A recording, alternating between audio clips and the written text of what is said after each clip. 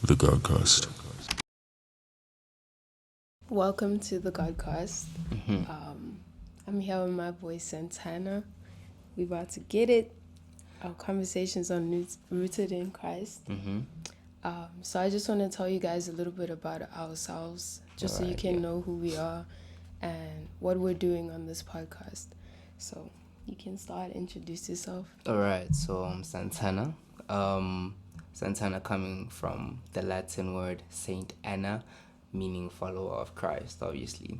Well, my story is kind of it's generic. A lot of people might like resonate with it because it's like a lot of, especially in the black community, a lot of us kind of grew up like this. You know, you're taught things like ancestral things and everything. So you grew up in households where they normalize these things, or you grew up in households where they kind of like water down Christianity, you know. And I kind of like grew up in that environment. Not to say that nobody was a believer. Obviously, they were believers. My own grandfather was a pastor, you know. So it's like a thing of it wasn't that. It was just everybody just was desensitized to a lot of things. So me growing up in that environment, I had certain impressions of life, you know. I just thought that from a young age, okay, in order for me to get something, I need to do this for God, or in order for me to be like this, I need to do this. And if I make mistakes, they can't be forgiven, you know. You taught things like making mistakes is such a bad thing, and you probably gonna get punished and go to hell and everything. So growing up like that, I just became a very not like worldly person, you know. It's like I knew God, and I knew like, okay, yeah, God this and this, but then deep down I wasn't following that lifestyle. I wasn't living like Christ, you know. So it's only like recently where a lot of things had to be taken away from me for me to kind of like realize, okay, cool, without all these things, there's no ancestors and whatever that could help me. It's only God, and it's like I had to turn to Him. You know, that's just basically how I got to where I'm at now, making like even Christian music and everything, because a lot of things had to change from the inside out for me to just be here. So yeah. Yeah, that's cool. How did the ancestral stuff affect you? Um, it affected me because I thought that I had to like I said, do something to get something in return. So it didn't teach me how to have a relationship with God. So it just taught me, okay, look, if you want something nice in life, speak to ancestors, or like maybe go to God. Even though I wasn't into ancestors, I would go to God and be like, no, I want this. But then it chies there. So if I don't get what I want, I get angry. And then if I do get what I want, I'm happy. No, praise God, just for a second, and then back. It's just a cycle. It's like that's how it affected me, because I didn't end up having a proper relationship with God. You know, I didn't know the things I knew now that would have helped me back then. Yeah. So yeah. Yeah, that worldly point of view thing. Yeah. And like, it's just bad because social media makes it seem like, nah, you have to get everything now. Yeah. So, growing up like that, I get where that comes from and stuff. Yeah. Let me just speak about myself a little bit. So, I grew up in Catholic church with my grandma because I stayed with her. Yeah. Growing up, my mom was very young when she had me. My dad was 24, I'm pretty sure. Yeah. So he was still working and stuff. My mom was turning 18 when she had me. So it was just the whole thing of like, I'm just going to stay with my grandma type thing. Yeah. So I stayed with her, and she's Catholic. So obviously growing up, she wants to bring me up that way. Yeah. So cool, calm. I used to go to church, never had a relationship with God. Never. Yeah, I feel you. Just because of the way they do things. It's like rules, Yeah. kind of like regulations in there. I had to go to catechism every Wednesday night to learn about God. It wasn't really learning. It was just reading the Bible and like, this is what the Bible says. Follow this. Do this. Yeah. And I'm not bashing the Catholic Church. It probably was just not for me. Because I know a lot of people follow it and they have a relationship with God. So that's cool. I grew up like that. I even did my Holy Communion, I think at 12, I'm pretty sure, 11, 12. And that's just basically showing people, like, I'm Catholic. Yeah. And I went to school. Yeah. I learned all of these things. Yeah. And I'm showing, like, the community, the Catholic community. Like, yo, I learned this stuff. I know about God. I know the Bible. It was all capped, though, because I didn't know anything. And I don't remember anything that I learned back then, honestly speaking. I feel you. But, yeah, so I grew up like that. And then at some point, my dad started going to church because of his sister, my aunt. So she goes to Maranatha. It's like in Edenville or something. Yeah. It's like a Christian church. Yeah.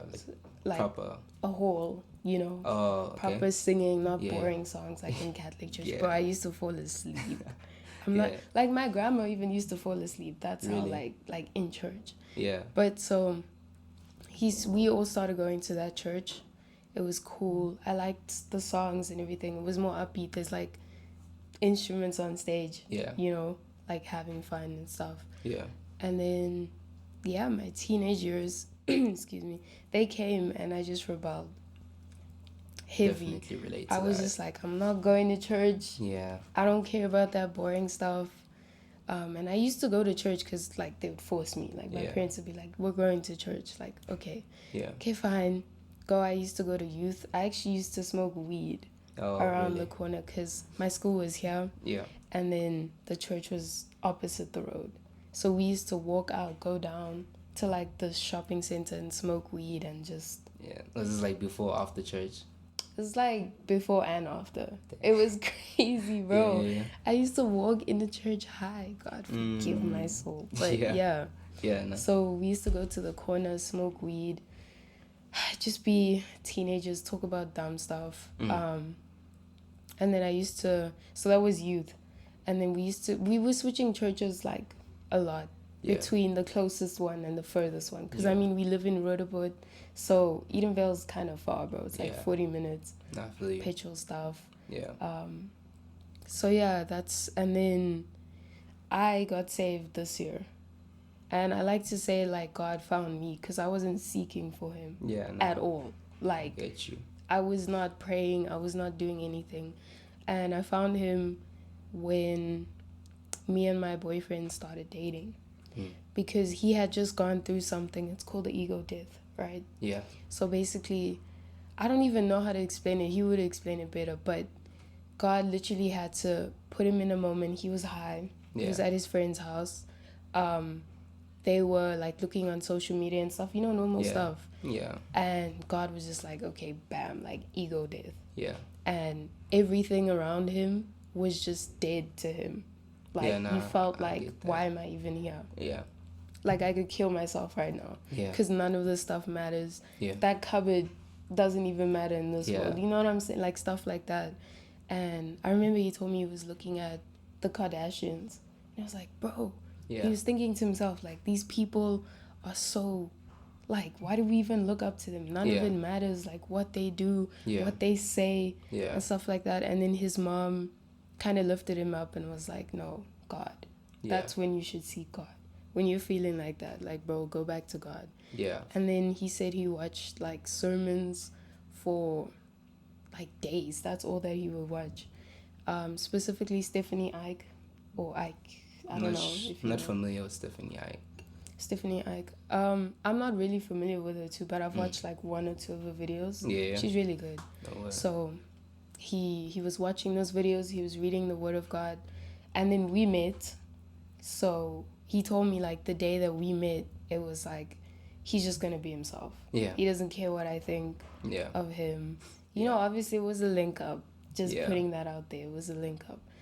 But then nothing happened. We didn't have sex. We didn't do anything. We kissed. Okay, cool. Yeah. But it was just like, I felt like I'd known him for like forever. Yeah. Just in that week, because I saw him like maybe 3 times that week. I was like, what is this feeling?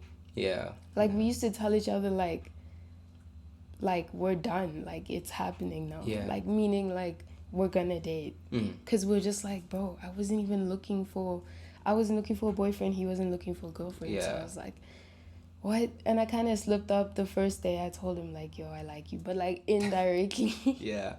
No, I was for like, you. I said something, bro. And then Yeah. he was like, oh, you like me? And I was like, no. And I literally left like immediately. I was Yeah. like, I'm not doing this. Because Yeah. my previous relationship was just bums. Yeah. So, yeah, no, that was toxic. Yeah. I think So, what you said about like from how God found you, yeah.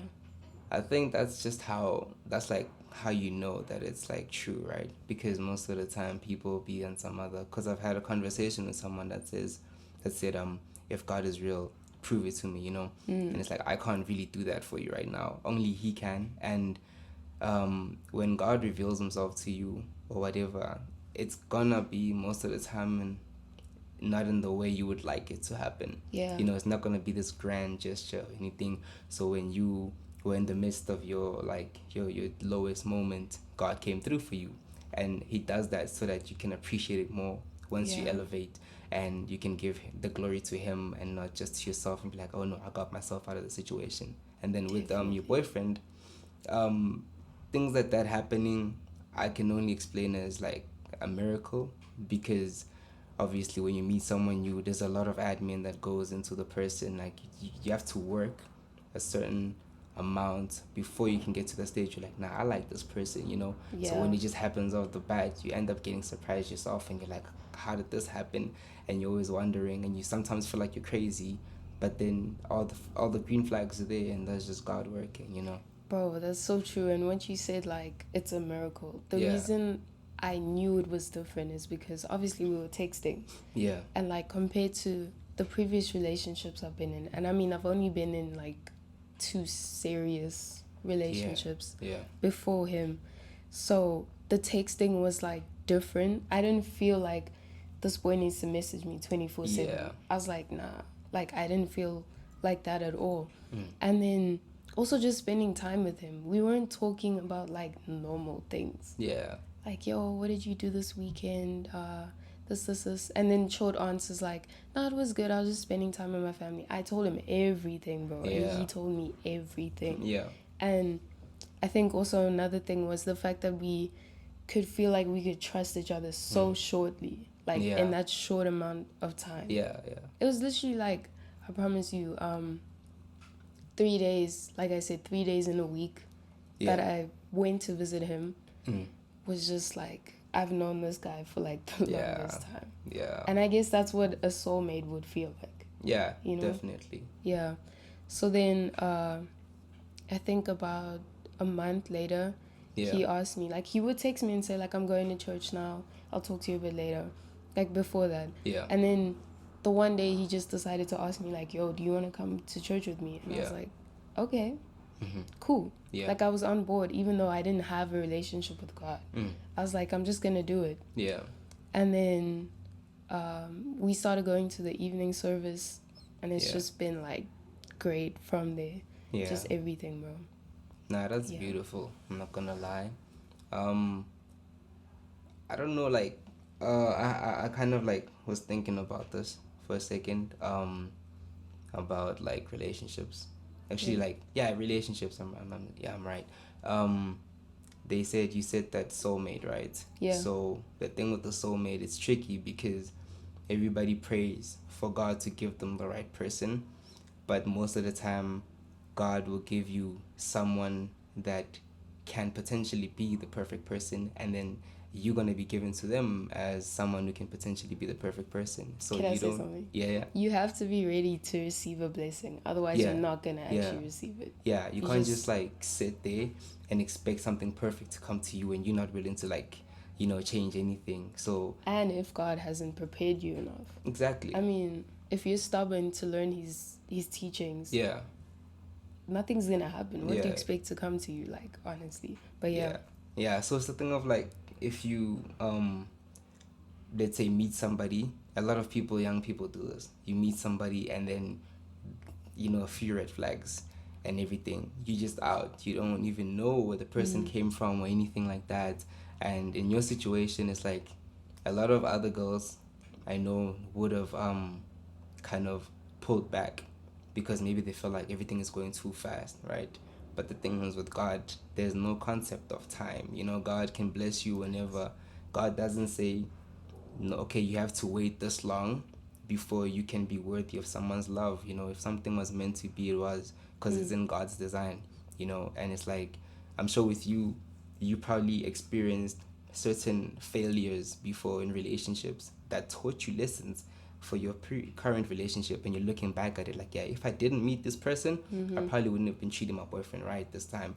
So it's like, a lot of people, I admire the fact that you didn't hold back, because people who hold back, they kind of hold back on their own blessings, because they think that, nah, it's too fast or anything, and they want to go about it conventionally, according to the world, and be like, okay, now we have to wait this and do this and do this. If you feel like it's the time, I know someone who got married and he's like 18, and it's like, people, like, time waits for no man. You don't have time to waste and get to know the person. If God says go, you go.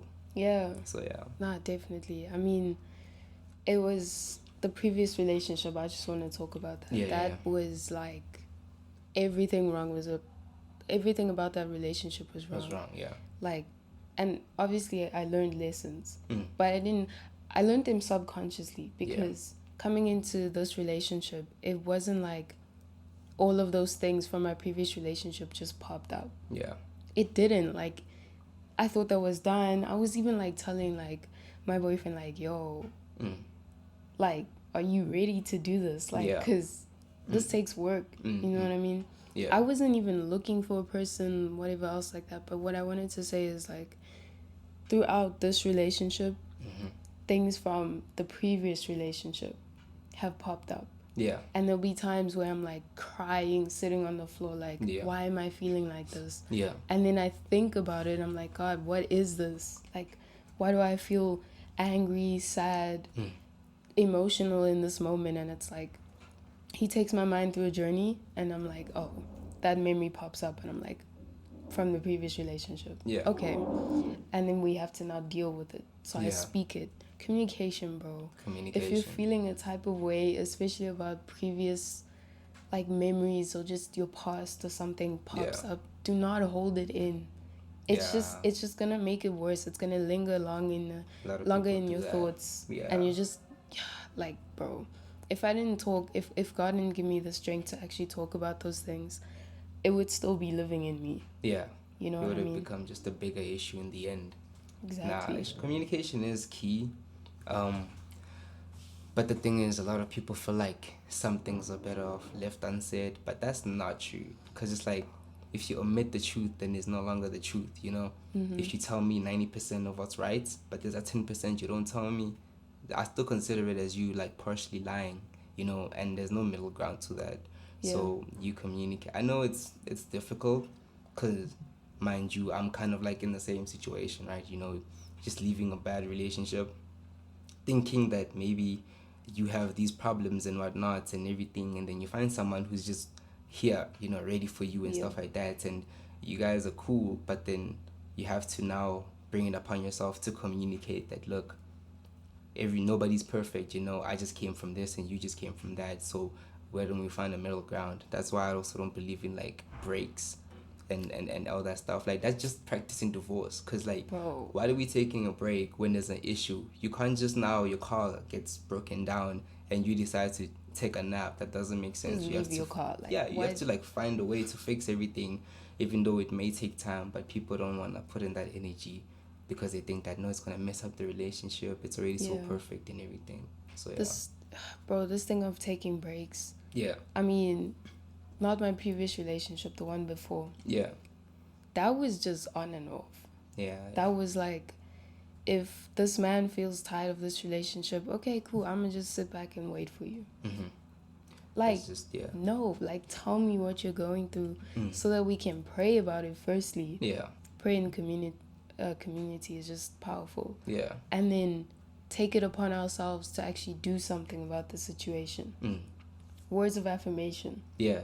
Just acts of service. Bro, those go a long way. That's love. And I mean, it says love is the most important thing in the Bible. God is love. God is love, yeah. So it's like, is it love to now take a break and separate from someone that you love?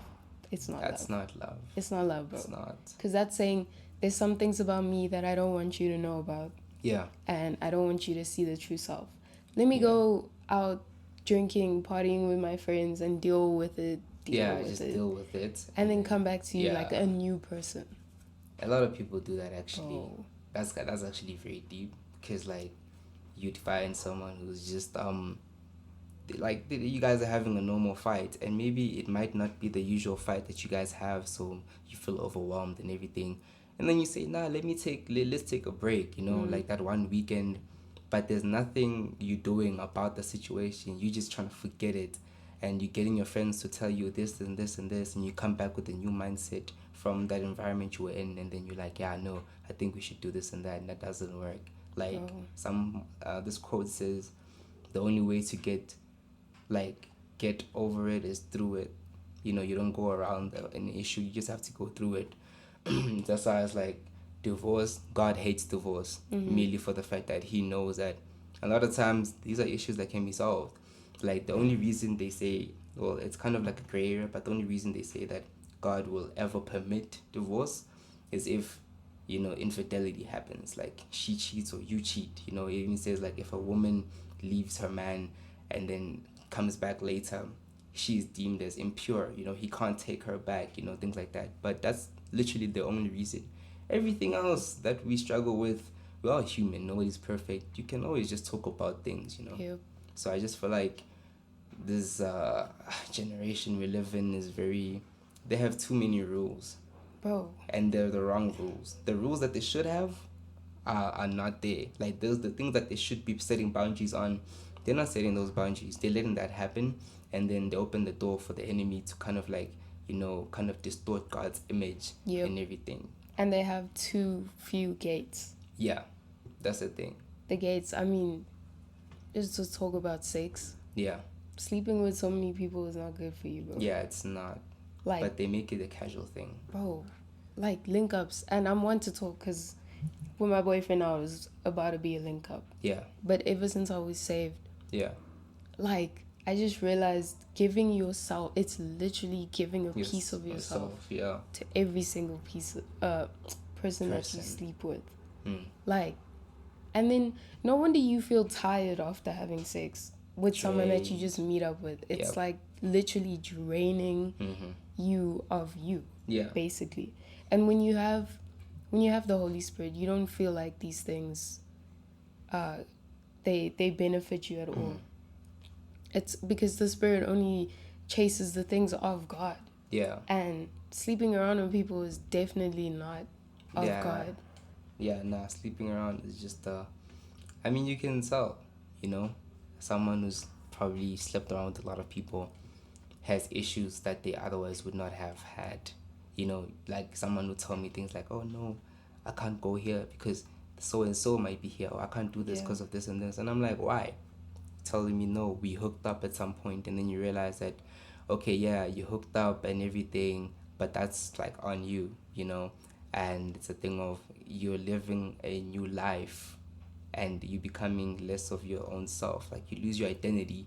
You end up not knowing what you want anymore. You don't even know what kind of partner you're looking for anymore because you've gotten so desensitized, you know.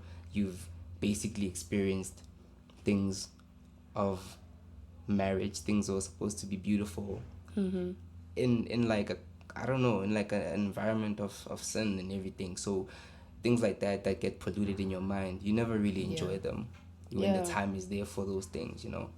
So I was like, but the guilt and shame that comes with that, that's great. Because like you were saying, like when you go out, when people invite you out, it's like, nah, I'm not trying to see that person. Why? Because you know what you did. Exactly. You feel shameful and guilty for what you did. Exactly. It's just not a life to live.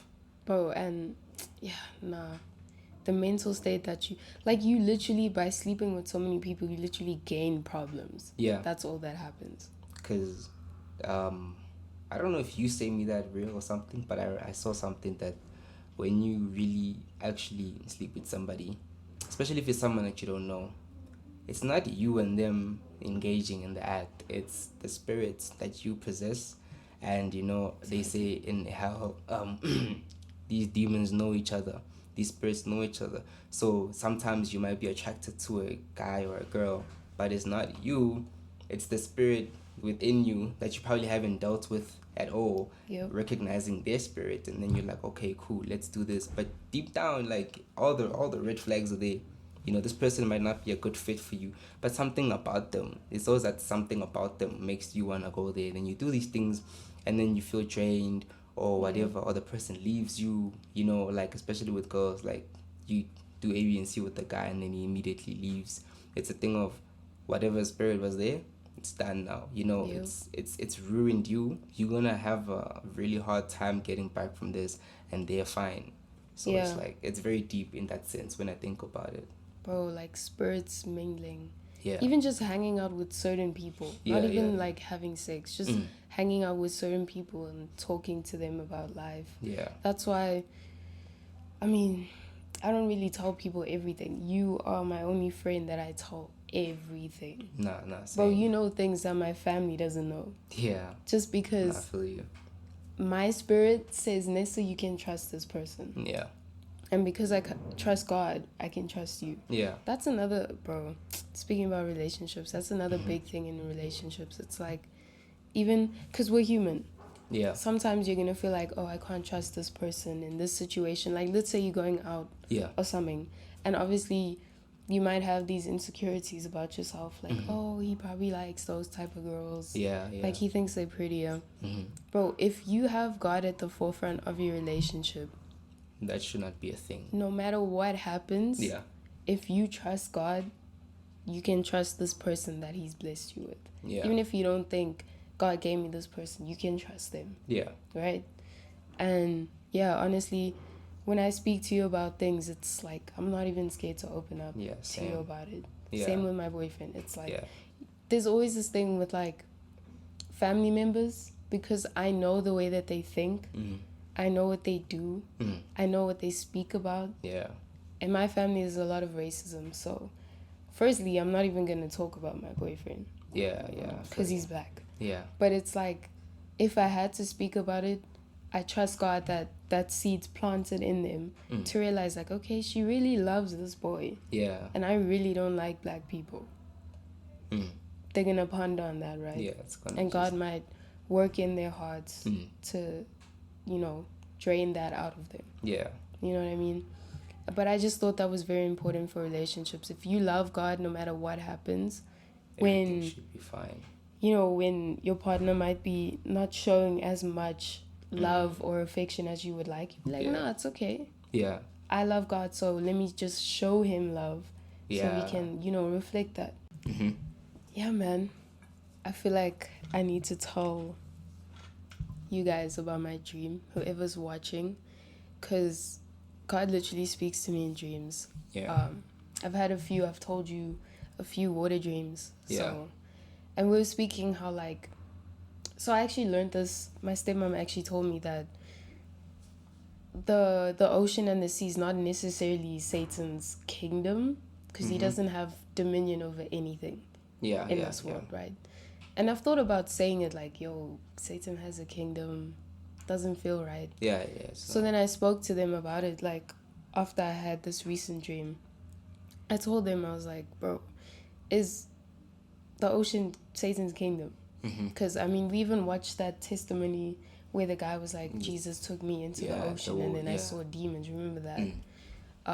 It's Telefe Confessions or something like that. Telefe? I've been looking for that.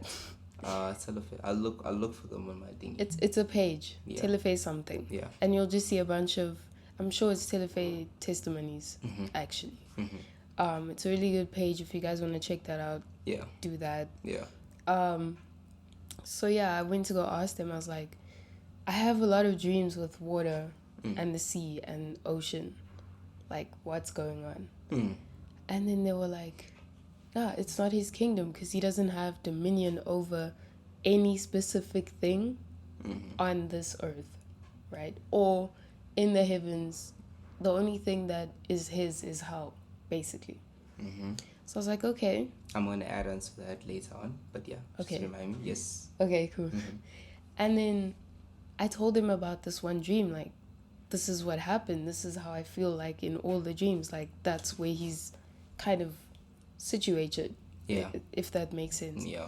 And then they were like, you know what? My stepmom told me, she was like, that is a representation that God has given you. Me specifically. Yeah. You guys can feel like the trees are like where Satan sits. You know what I'm saying? If that's how God shows it to you. Yeah, I feel you. Or like the forest or something random like that. And I was like, that actually makes so much sense, because like the dreams that I've had, just I'm thinking about them now, it just makes so much sense to me, because firstly, I've always been attracted to like the ocean and the sea. Yeah. And I've always felt like I was supposed to live there. Yeah. That's the first thing that I realized. Second thing, it's just his representation for me specifically. Yeah. Because of what I've seen, because of that testimony that I watched, where the guy was like, there's demons in the ocean. So now whenever God shows me a water dream, I remember that. I'm like, okay, this has something to do with this, and with Satan, and there's a message in this clearly. Yeah. So I just want to tell you guys about the one dream. Basically, I can still see it, bro. It's crazy. So basically, me, my dad, my stepmom, we were all walking to, like, on a beach kind of crescent, where the beach, like it does that, right? Yeah. So we were walking from this side, from a beach to this land, and then to another beach, right? So we're walking, and then we see, like, picture, like, it's gray, it's just cloudy, it's, like, kind of dark. We see children playing on, like, this crescent type thing. And we're like, okay. We move. We're like, yo. And then this one lady, like, tells us, like, don't go in there. That's where Satan is. We're like, okay. We carry on walking. These children, this one girl in specific, like, she was just messing around in the rocks like she didn't care. Yeah. Like, she was just playing there. And I was like, bro, it's so dangerous. Like, in the dream, I'm thinking about this. I'm like, why are they here? I'm like, where are your parents? Type thing. Yeah. And these children were actually pale. Like, pale white, bro. Like, white. Like, they didn't have a soul in their body. Yeah. Type white. Yeah. So we carry on. Cool, whatever. Now we see, like, okay, picture those dinosaurs from Jurassic Park. This is the only way I can explain it. Yeah. The ones that are, like, fat at the bottom, and they have, like, a long neck. Yeah. Like a long, skinny neck, right? The ones that eat leaves. Yeah. Oh. Okay. Yeah. Yeah, the herbivores, right? Yeah. So I see something like that, but it's flying. It's red. The long part is a snake. And it's, like, red, like, Basically red, like bro. a griffin or something. Hey? Like a griffin. Sort of like that. I think so, yeah. Yeah. Yes. Yeah. But just with one head. Yeah. Yeah. Yeah. So it comes to us, and it comes, like, this close to me and, like, my family, and we're just looking at it like, yo, why is this dude smelling us? Yeah. Like, it was just, like, you can see the nostrils moving up and down, and I was like, okay. And then he says something. He was like, I don't even know if he spoke. It probably wasn't him. But then we carried on. They were like, there's this short man, and he's like kind of crippled type thing, but he's like just short, like a midget type thing. And he's like, okay, you guys can't stay here with the normal people. And all of the people in this dream were young, like below the age of 17, maybe 18. I don't know. And then they were like, no, you can't stay, because there were pools. So there was like a jacuzzi type pool. And then there was a huge pool, like picture Sun City's waves and whatever. Yeah. That's where everyone that was pale was chilling. Yeah. And then this guy was taking us to the jacuzzi. Yeah. For the special people, right? Yeah. So we chilling there, and he tells us as we're walking, he's like, now you guys are special. Like, your blood is, like, pure. Like, okay. Yeah. And he's like, nah, you have to be treated so specially, so that he can eat you and devour you, right? And what I got out of that was, this is after the dream. I didn't realize it in the dream. Yeah. But after, it was like, okay, because we have Christ in us, the devil wants us even that more. Like, he wants to attack us even more, because he knows we have something special inside of us, right? Yeah. So that's why we were put into this jacuzzi to, like, cook for longer, if that makes sense, because the jacuzzi's warm. So we were put there to, like, marinate for longer, right? Mm. So cool, we're sitting there. And then this one girl that was with us, she wasn't pale, she was like normal like us, right? She dipped her feet into the big pool because she's scared. She was faced with fear. She was like, nah, I'm not chilling here. This thing's going to eat me. I have to blend in. That represented like the youth trying to blend in with everyone else and what the world wants. Yeah. Even if you want to be with Christ, You're just it's afraid. like people are going to, fear, exactly. Fear. Yeah. People are going to judge me. Yeah. People are going to attack me. I'm not going to feel safe. Yeah. Type thing. So she was able to go to the normal pool, right? Mm. And then I was like, okay, I still don't know in the dream what's happening. So I dip my foot. It's burning hot. I'm like, yo, I can't chill in there. Like, how did she get there? Yeah. That's when you lose your faith, bro. Mm. Because now you just want to fit into what the world wants. Yeah. That's why she was able to get there. And another reason she was able to get there is because fear overtook her. So she just went. And she was with a friend. They both left. Yeah. So now we chilling here. Because I tried to dip my foot into the normal pool, there was like an alarm or something. And then this snake thing, whatever, griffin type thing, noticed, and he was like, nah, take them to the room. So now this little man comes and gets us. We go into the room. Now we're sitting down, picture like a hall. We're sitting in the hall. My dad is sitting on a chair over there. I'm like kind of walking in late, so they're already seated, right? And then so now I'm walking in, I'm like, guys, what is going on? Yeah. I see my stepmom, she's the first one to be tortured, right? Yeah. So I don't even know, like, you've watched Spider-Man. You Yeah. see that like water type machine thing that guy was put in. Which Spider-Man? I think it's 2. Not gonna lie, I was a baby when I watched Spider-Man 2. Okay, so But- just picture like all these wires and stuff like hanging from her head, Yeah. and like she's pinned up onto this thing, like, I get what you mean. Yeah. you know what I mean? Yeah. Right? It was like a science experiment type thing, like working on a human, Yeah. and like she can't move. And I'm watching this and I'm like, Dad, I call out to my dad. I'm like, Dad, this is not okay. Yeah. And he's like, no, don't say anything. Don't disturb this little man because he's going to torture us. And I was like, okay. Yeah. And after my dream, it's sad to say this, but I kind of got, because let me just explain. Every time I have a dream where I feel like there's a deeper message, I message my boyfriend. I send him a voice note, like 10 minutes long, just telling him what happened. Yeah. And then I pray and I say, God, there has to be a message in this. Please show it to me. Please help me understand it. Because I'm not going to lean on my own understanding. What would you make of that? Like a new Harry Potter movie? What? Yeah. So, yeah. And then I listen back to the voice notes and he literally just gives me like messages everywhere. So I did that, right? I didn't realize, but so my stepmom, she had a phone or like a device to kind of send help. Yeah. And she already done that before she was tied up. She sent it. And then her phone started making a noise. And obviously this little evil man got upset. He was like, how can you do that? Da-da-da. Like, I'm going to torture you right now. And then, so I got angry and I was like, yo, he's about to like do something to her. He's about to go crazy, like electrocute her or something. I don't know. Drain her blood. I don't even know. Yeah. And then I just go ham. I started kicking this man. After the first kick, it was so powerful that he fell down onto the floor, right? And he's a midget, so like it's easier, you know what I mean? Yeah, so I kick him down. He's laying on the floor. Yeah. I don't know what came over me, but I just kicked him and kicked him. After the first kick, though, picture like a midget man. Like, he's grown, you know what I mean? Yeah, he's like really tiny. But he's like grown, right? Yeah. And Really then, grown, man. Yeah. so he's not actually short. He's not like a midget. He's like just short, but a man, Yeah. right? Think of like a 14-year-old kid. That's how he looks. Yeah. But with a man's body. Yeah. Right?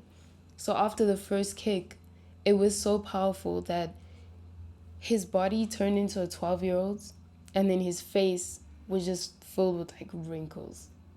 That's how he looked. Like, his face was old and like crippled type thing. Yeah. But he had the body of a 12-year-old. Yeah. It was weird. And then he's on the ground, and I kicked him so badly that he actually like bled out and like died. It's very vivid, but like Yeah. I can just see it. Yeah. So Not for you. so now he's dead. And then the message that I got out of that was the devil can't kill you. Because if he could, that little man would have been able to just stab us and like we're all dead, Yeah. right? Yeah. But the only thing that he can do is torture your thoughts. Because he was torturing my stepmom. Yeah. And that's what he wanted to do to all of us. Yeah. To like make our faith weak. You know what I mean? Yeah, I feel you. So calm, that happened, now he's dead, right? Now we're trying to escape. We grab everyone, my dad, my stepmom. There were like 2 other people that were there. Yeah. Now we're leaving the island. As we leave, picture Sun City again. We're leaving. There's people chilling in the water, like a bath type thing. Kind of like a huge pool. And they're just chilling there. They're like happy. Young people, bro. And I was like, you guys just really okay, just chilling here, waiting for the devil to eat you. That snake thing. Yeah. And I was like, this is in the dream. I'm like, yo, why are they just here? Like, you guys should come with us. Leave. Escape now. Yeah. And then the message that I got out of that was the youth is lost, bro. They're literally sitting in their own graves. Facts. Like, doing all of these things, partying, chilling with the wrong people, drinking, smoking weed, doing drugs. Like, other drugs. Yeah. And they were okay with it. And they're just sitting there not knowing that the devil literally wants to come at them. And he's literally going to devour them. If they stay in this pool of, what do you call it? Pool of, like, things opposite to the spirit. Yeah. Right? And so, yeah, that's what I got. And that was kind of confirmation for me that I need to do the Godcast. Yeah. To talk about the things that the youth goes through. Yeah. Okay. First of all, the confirmation was God found me really young. Yeah, I feel you. I'm still part of the youth, right? Yeah. You're still a part of the youth. Yeah. So we go through things that normal people, normal teenagers would go through. Yeah. But the way we handle it is with God. Through the eyes of God. Yeah. Yeah. So I feel like this Godcast is like just us sharing what we go through, and it might relate to some people. Yeah. It might not. You might learn a lot of things out of this. And that's why I just felt like I had to share that, because that dream was just crazy. And what God showed me, I was like, what? Nah, there was a lot of lessons in like one dream, but it was actually cool to like look at it from that point of view, because like you said, with kids being lost nowadays, I mean, let's be honest, a lot of them know what's in store, you know, but it's like a thing of now everybody's embracing it. So when you saw them in that pool, they probably knew what was going on inside. It's just that they just chose to ignore it, thinking that maybe it won't affect them, or they can embrace it, or they can get around it. And there's no getting around it, you know. And it's a thing of like, because I know this because I was like that, you know. I went through an emo phase, and it's like I didn't know it was an emo phase, which is crazy. I think you're right. Like being ignorant, when the devil distorts you so much, you don't even see. Because I didn't know I was going through an emo phase.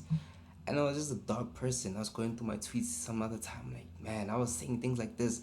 And I'm like, how, you know? And then you realize that in that moment, you thought that was the comfortable thing to do. You know, sit in your pain, embrace it, you know, create this image of yourself with everything that you're facing, and never see things through the eyes of God, you know? And it's like the youth desperately needs that shift mentally. Because, the devil can't kill you.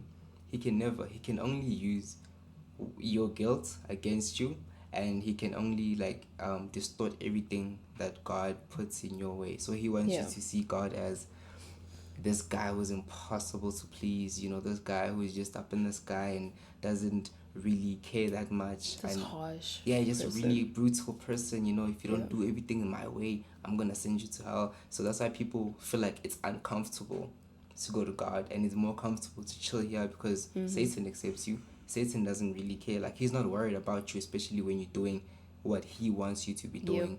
And when you say no to everything, you know that you have to risk everything, including your own life, to kind of follow God and be in that presence, and a lot of kids are afraid of that because it's like it's just like they feel like they have a lot to lose when you realize being young you have nothing to lose. Like me being a Christian fully devoted today, it took sacrifices, but I didn't lose anything. Yeah. You feel me? So people just have that concept and it's just crazy. You literally lost things that were irrelevant and not adding anything to your life. You lost problems. You know what I mean? You Yeah. literally lose problems, and Yeah. people think it's, oh no, like I'm losing this friend. Like I've told you this. Yeah. So I live with my grandma now. Again, I mean, in the beginning I used to, and then I moved with my dad. Yeah. Grew up with him, went to school, went to high school, and this year, well, the end of last year, I moved to my grandma. Yeah. And that's actually because I got kicked out. Yeah. Because I was rebelling so hard with my in the previous relationship. Yeah. But so my dad told me, like, yo, take 3 months off, go live with your grandma, because we live far. She lives in Midrand, my dad lives in Redwood. He's like, take 3 months, leave all your friends, don't talk to them. You don't even have to delete or block their numbers. Yeah, just self-control, right? Yeah. Leave them for 3 months. Obviously, at first I was like, Dad, but no, those are my boys. Yeah. I chill with guys a lot of the time. Okay, Yeah. I'm just putting that. Just put it out there. Yeah. Yeah. And I had one. This is why it was so significant to me. I had one girl best friend. Yeah. Since I think maybe grade 10, right? So 16, and like I'm 20 now. So yeah, end of last year he was like, just take 3 months, leave all your friends, don't even text them, don't go out, don't even go out, like don't go, drinking and stuff. Or if you do have to do it once in a while, go with someone that you trust. So I used to go with my cousin, right? Yeah. This is before I was saved. I don't drink now, I don't smoke weed, by the way, the friends that my dad was talking about were people that were smoking weed. Yeah. And I used to do it with them. Yeah. People, guys. They did care for me, but like guys. And then, like just partying like all the time, drinking a lot, like basically every night. Yeah. So he's like, yeah, just go. Yeah. So I did that. After the 3 months, I was like, I don't even want that for myself anymore. Like I wasn't saved. Yeah. But just me realizing, I feel at peace, right, with my life right now. Yeah. It's like I'm actually gonna stay here for good. Yeah. And so that was like the best thing I could do for my life, bro. Yeah. Because even though it was hard, mostly to let go of my girl best friend, there were other things involved in that, making it easier for me to like be like, yo, okay. Other things happened. Yeah. Basically, her boyfriend tried to make a move on me. Yeah. And we were alone. And I told her, and I was like, bro, you've told me many times he's cheated on you. Yeah. But you're still with this guy. I'm not gonna be your friend unless you break up with him, because I don't believe he's right for you. Long story short, she didn't break up with him. So I was like, okay, you just made this 10 times easier for me. Yeah. So I left that relationship, and like I just felt like all my problems were like gone. Golf. Yeah. Right? Yeah. I think that's something that a lot of people need to invest in doing. It's hard. It's hard in the beginning. It's like, okay, I don't have anyone to talk to. Yeah. I'm living with my grandma. She's not really young, so we can't talk about young things, right? Luckily, I had, not luckily, well, God blessed me with my cousin who lives down the road. Yeah. And so I used to go out with him sometimes, right? Now and again. But mostly I was just focused on studying and just leaving those bad influences alone. Yeah. So cool that happened. And like, yeah, man, friends of the youth these days, like, friends are peer pressure is real, bro. Yeah, it's real. Friends are just, friends are, it's a tricky conversation, because like you have to think about some of these people you grew up with. Some of these people you've known for a long time, like you shared memories with them. So now when you get to a stage where it's now time to just like cut off the dead weight, let's call it that.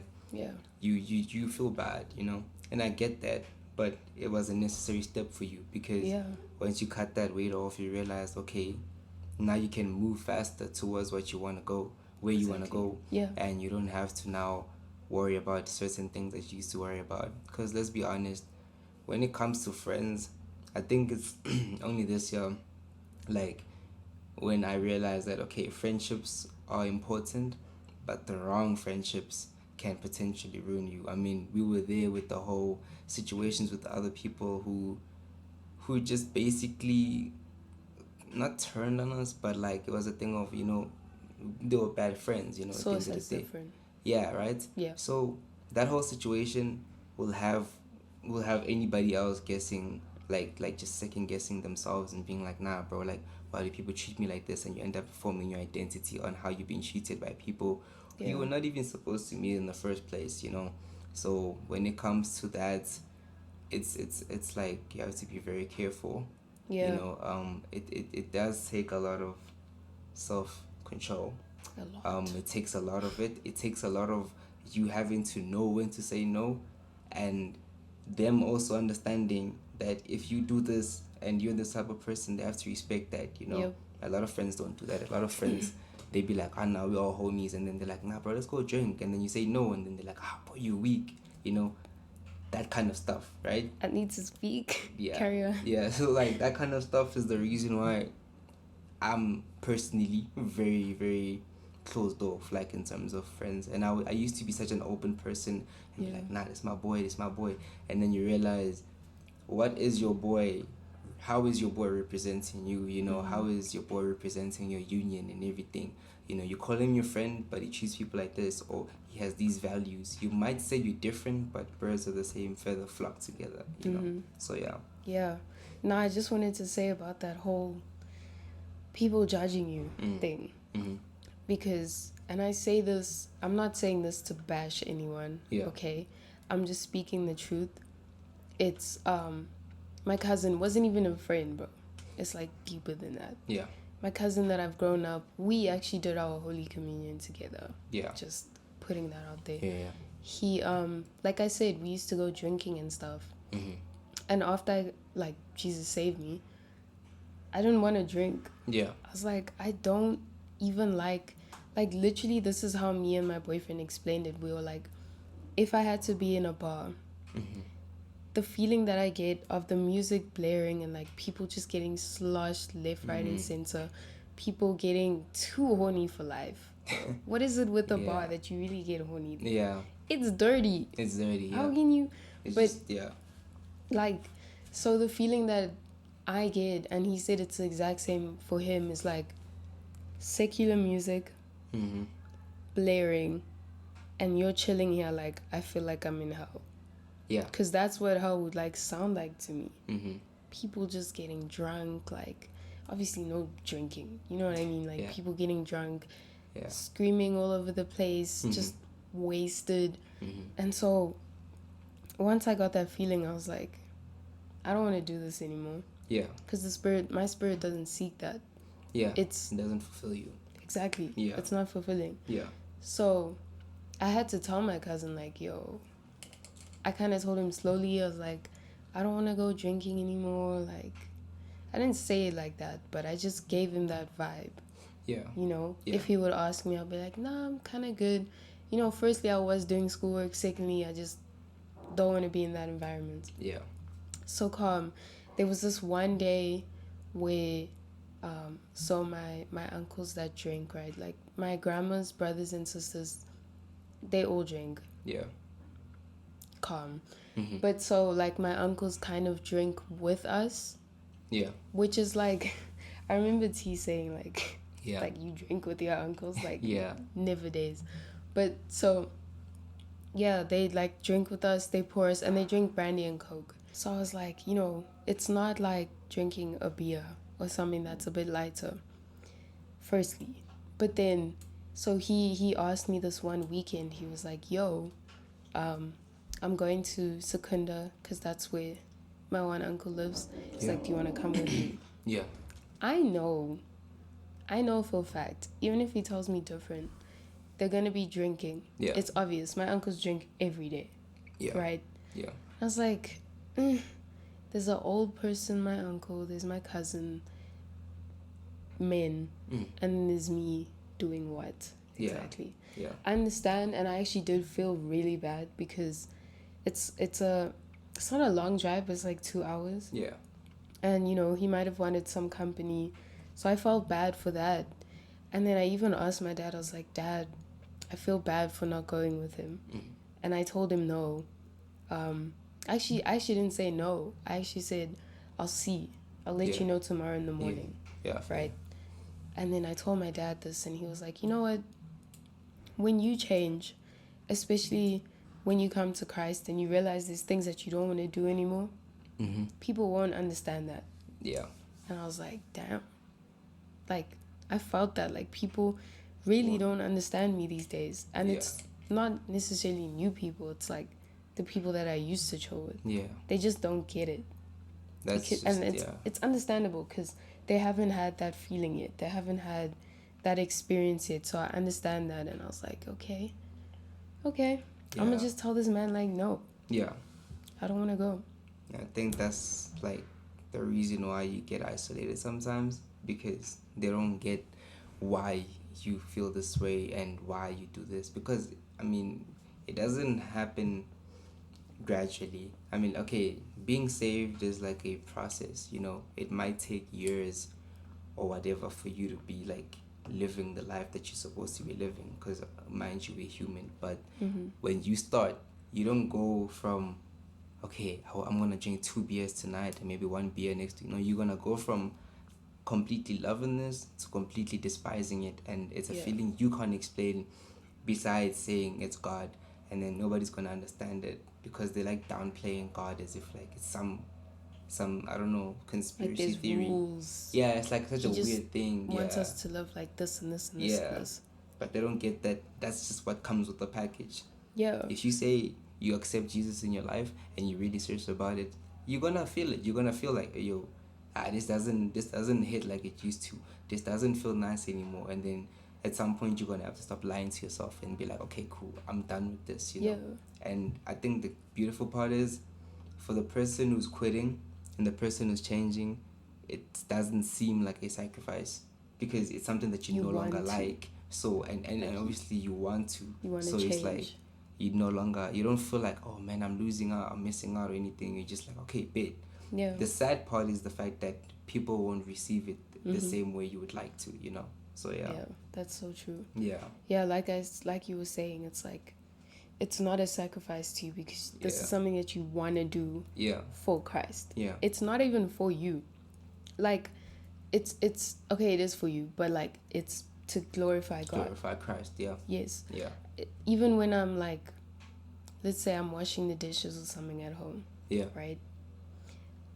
I'm not doing it necessarily for the people around me, but it's kind of like 40% for them. Like, yo, I love you, I'm showing you this. Yeah. But at the end of the day, good works are for Christ. Yeah. So even if you don't feel like washing the dishes, like, okay, this I'm doing this for God. Yeah. I'm gonna do it. Yeah. Because obviously you're not gonna be like, I don't want to do that for God. Like, you're gonna do it for Him, and it's gonna make it a lot more peaceful and a lot less stressful. It's the exact same thing with the Godcast. I want to do it for God. Yeah. You know what I mean? Just to glorify God. Yeah. Yeah. Also, one thing you said about, not wanting to do things because you're changing. Yeah. And God's renewing your mind. Yeah. There's something that I saw somewhere. I think it was probably in a sermon, like a Michael Todd sermon or something. Or maybe a reel. I'm not sure. Yeah. But it was like, if you hate sin, you're not going to want to do it. Yeah. So if I hate drinking and getting wasted, obviously I'm not going to want to do it. And that's why I kind of push myself to hate something, some habits that I may have, something that I might say. Yeah. I'll look back at myself like, bro, I hate the fact that I said that. Yeah. Yeah. And then I repent. Yeah. I say, God, please renew my mind. I don't want to be like that. I don't want to say those things. Yeah. And then it's a work in progress. But firstly, hating that thing initially, you're not going to want to do it. Yeah, you can't just go from liking like maybe drinking or something, and then you're like, yeah, I'm gonna try and quit. Like that doesn't But work you like still, that. Yeah, you're always gonna relapse yeah, because you haven't trained your mind and your spirit to leave this thing. So yeah, you're still there, like spiritually. You might not drink for like maybe, I don't know, a year, but you never really took the time to dislike the thing, you know. And a lot of people do this thing where they think that they're in control. You know, you're like, oh yeah, I got this addiction, but I can just quit it if I just like not do it, you know. But you Yeah. forget your mind is constantly in that state of like, I need this, I need this, I need this. So why don't you just redirect that addiction to God, you Yeah. know? So it's like, yeah, And also, don't get me wrong, hating the sin is not going to stop you from thinking about it. yeah, That's not, like, eventually it will. yeah, And with prayer, it will. yeah, But in the beginning, even if you're forcing yourself to hate the fact that you do this thing and to hate it, it's not like your mind still thinks of things, bro. yeah, Like, I mean, the simple thing with adultery. yeah, If you're walking around and you know that, okay, I do look at girls sometimes, I do look at guys sometimes, and I do have those like intrusive thoughts sometimes. Even if you tell yourself like, I don't like that, I'm not gonna do it, you yeah, might still have those thoughts. yeah, That's when you just need to bring it to God and be like, God, yeah. That I'm force of I'm habit. bringing this to you. Yeah, Please yeah, help me, guide me with this. You know. yeah. It has to And be like God first. bro, Yeah, every single time, this is something I can say with confidence. Every single time I've noticed something about myself that I don't like, whether it's like anger issues or just the fact that, you know, I'm not really a confident person and I want that to change because, you know, people think I'm shy and I don't really talk, you know, simple things like that. yeah, Every single time I come to God with it and I just pray, not once, but I pray about it continually. yeah, He always, like, it literally happens like the next day where I don't even have those thoughts and I look back at myself like, yeah. that's God, bro. That's God working. Because if these thoughts have been in my mind for years and then it happens so fast, it can only be God. And that's the same thing you were saying with the relationship. Even if you're too scared that it's going too fast, Yeah, but things are different yeah, and it feels good, yeah, you know, and God is there. Just do it. yeah. You know what I mean? So yeah. No, with relationships as well. With anything in life, actually, I Yeah. think if you know that, look, okay, this is something that God has put into my life, and you know, because mind you, I've also like sat down and wondered why some things happen the way they happen. You know, like for instance, my relationship, my recent one is like, I was I remember I consulted you about it, and I thought you were gonna be like, nah, I thought you're moving too fast. And then when you were like, nah, bro, this is good, and I'm like, oh, okay, cool, that's fine. And it was a different opinion when I told like my brother and everything, because they don't love the way I love, you know, like Yeah. we may be tied to, we'll be friends, but when it comes to matters of finding a person and everything, I see it differently. So me seeing a relationship blossom quickly, like the same thing with you and your man, it's like for us, between us, it's perfectly fine. You know, this is what we wanted. We're not holding back anything. And if at some point we move too fast with something, we can always retrace our steps. We don't have to now, you know, like Yeah. separate and everything. Take a break. Yeah, take a break and everything. Oh no, we moved too fast. I'm not Yeah. ready. We need to know, like things like that. And if you know, because I remember I prayed a couple of times, like actually like a lot of times, and some other, God, I don't know what this is, and if it's not from you, just you know, I think I told you this. If it's not from you, let it go. Yeah. And then if it is from you, let it grow. So I was like, you know what, Yes. I need this confirmation, right? That needs to be on a t-shirt. That needs to be on a t-shirt. Facts. Say it again. If it's not from God, let it go, and if it is for God, let it grow. You know, so Yeah. that thing kind of resonated with me. And then when I prayed, every day was just better and better. You know, interacting with the person, and he was like, nah, nothing seems to be going haywire. Yeah. I just feel like the devil is trying to make me think that nothing in this world can ever be good for me, especially because I've had bad history with like girls and stuff like that. So now it's like, Yeah. whenever I meet someone that's genuine, I'm gonna force myself to think this way and this way about them. And it's like, when it's God, it's God. You can't sit around. You just have to just go with it. You know, and it's And weird. there is a feeling that you get. Exactly, and it's also weird. Not even with relationships, but like with blessings. Like let's say you go from being homeless to a millionaire in one night. For some people, that is way more believable than going from strangers to loving somebody in one night, because now it's that's like such a good example. yeah, That's right. actually Because continue. it's like you can see the money, you know, so you believe it because you see it, right? But they're walking by sight, not by faith. You feel me? So it's like a lot of people want to see you like in this state, like, okay, cool. Now this guy was broke yesterday. He has a Lambo now. So we gotta believe that God blessed him because we see it now. But if you say I was depressed yesterday, today I'm happy, they're gonna be like, that's not how depression works. But Like, who why are created you that saying rule? that? Who made that rule? Bro, Like God is above everything, so why did you should be make that sad rule? today. You You should know? be sad. Yeah, You you should should be sitting sad. like What sad. depression? No, you need a therapist. And then they start bashing you. Yeah. They start hating on you. Yeah. Like whatever you say is a lie. Yeah, that's God the thing. can do anything, bro. That's the thing. And if you know that you are fine and you've broke free from these demonic strongholds, then proclaim it. You know, God wants you to proclaim it. And they might say, nah, he's lying and everything, but they haven't been in your shoes. Exactly. You know, it's like they don't have any say over that, and that shouldn't let you be like feel discouraged or whatever. Yeah. So it's like, yeah, it's just society is just weird in that sense. All right, so that's where we're gonna end it. Thank you guys for watching so much. We appreciate you being here. To whoever's watching, we hope that we spoke some words that might resonate with you. Yes. And just get you thinking about life, basically. Yeah. Record here. Right.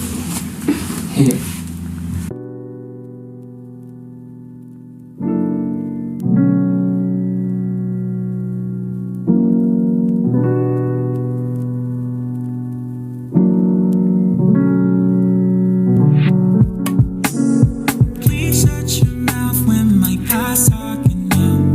Need him in evenings and seasons of